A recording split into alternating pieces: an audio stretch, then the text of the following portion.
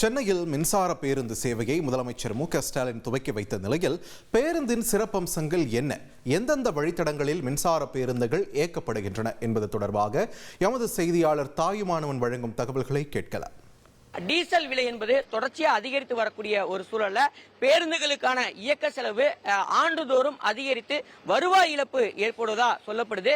எனவே சுற்றுச்சூழலுக்கு கேடு விளைவிக்காத பூஜ்ஜிய கார்பன் உமிழ்வை அடிப்படையாக கொண்டு மின்சார பேருந்துகளை இயக்குவதற்கு மாநகர போக்குவரத்து கழகம் திட்டமிட்டிருந்தது. அந்த வகையில மின்சார பேருந்து சேவை என்பது இன்றைய தினம் பொதுமக்கள் பயன்பாட்டிற்கு கொண்டு வரப்பட்டிருப்பதை பார்க்க முடிகிறது. இந்த மின்சார பேருந்துல என்ன விஷயங்கள் இருக்கின்றன, வாங்க நேரடியா போய் பார்க்கலாம். சென்னை மாநகரில் ஏற்கனவே தாழ்த்தள பேருந்துகள் நடைமுறையில் இருக்கிறது. தாழ்த்தள பேருந்துகள்ல என்னென்ன மாதிரியான அம்யூனிட்டிஸ் ஃபெசிலிட்டிஸ் இருக்குதோ அது எல்லாமே இந்த மின்சார பேருந்துகள்லயும் இருக்கக்கூடிய சூழலை நம்மளால பார்க்க முடியுது. குறிப்பா இருக்கைகள் தாழ்த்தள பேருந்துகளை காட்டிலும் இதுல இருக்கைகள் நல்ல தாராளமாகவும் ஸ்பேசியஸாகவுமே இருக்குது. ஒரு இருக்கையிலையும் பார்த்தோம்னா இந்த மாதிரி சீட் பெல்ட்ஸ் கொடுத்துருக்காங்க. பேசஞ்சரோட சேஃப்டி ரொம்ப முக்கியம் அப்படின்றதுனால சீட் பெல்ட்ஸ் கொடுத்துருக்காங்க.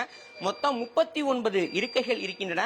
அவை தவிர ஏராளமான பயணிகள் நின்று கொண்டே விசாலமாக பயணம் மேற்கொள்வதற்கான வாய்ப்புகளும் இதுல இருக்கக்கூடிய காட்சிகளை பார்க்க முடிகிறது. குறிப்பா மாநகருடைய பல பகுதிகளில் அந்த மின்சார பேருந்துகள் என்பது இயக்கப்பட்டு வருகிறது.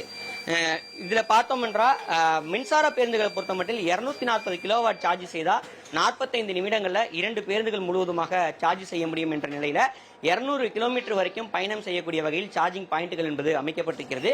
குறிப்பா வியாசர்பாடி, பெரும்பாக்கம், சென்ட்ரல், பூந்தமல்லி, தண்டையார்பேட்டை ஆகிய 5 பணிமனைகள்ல இந்த சார்ஜிங் பாயிண்ட்கள் என்பது அமைத்து இந்த மின்சார பேருந்துகள் என்பது இயக்கப்பட்டிருக்கிறது.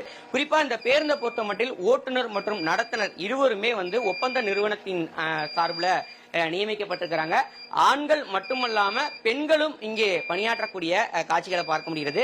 நம்மிடையே நடத்துனர் இருக்கிறாங்க, கேள்வி முடிப்போம். மேடம், எங்கிருந்து வரீங்க? குறிப்பா அந்த மாநகர பேருந்துல ஒரு நடத்துனரா தேர்ந்தெடுக்கப்பட்டிருக்கிறீங்க, எப்படி ஃபீல் பண்றீங்க? எவ்வளவு தூரம் இந்த மாதிரி ஒரு பஸ்ல நம்ம டிராவல் பண்றதுக்கு உங்களுக்கு எப்படி இதா இருக்குது, ஹெல்ப்ஃபுல்லா இருக்கு? நான் அம்பத்தூர்ல இருந்து வரேன் சார். எனக்கு எம்டிசில ஒரு ஜாப் பண்றது எனக்கு கிடைச்சது ரொம்ப சந்தோஷமா இருக்கு.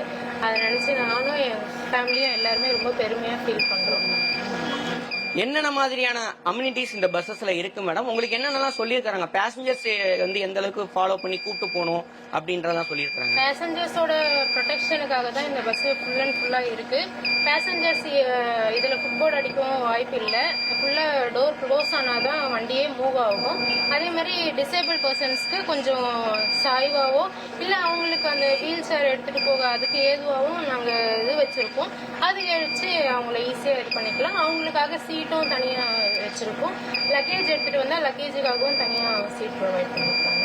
மின்சார பேருந்துகளால கணிசமான அளவுக்கு சுற்றுச்சூழல் மாசுபாடு என்பது குறைய வாய்ப்பு இருப்பதா அதிகாரிகள் தெரிவிச்சிருக்கிறாங்க. அது மட்டும் இல்லாம இயக்க செலவுகள்ல இந்த மின்சார பேருந்துகளை இயக்குவதால வருவாய் இழப்பு என்பது பெருமளவுல தவிர்க்கப்படும் என்பது அதிகாரிகளோட கருத்தாவும் இருக்குது.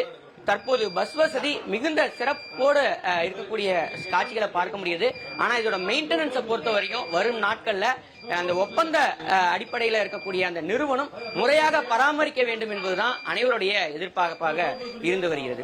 உங்கள் தந்தி ஒன் தொலைக்காட்சியில் அண்ணாமலை தினமும் மதியம் 12 மணிக்கு காண தவறாதீர்கள்.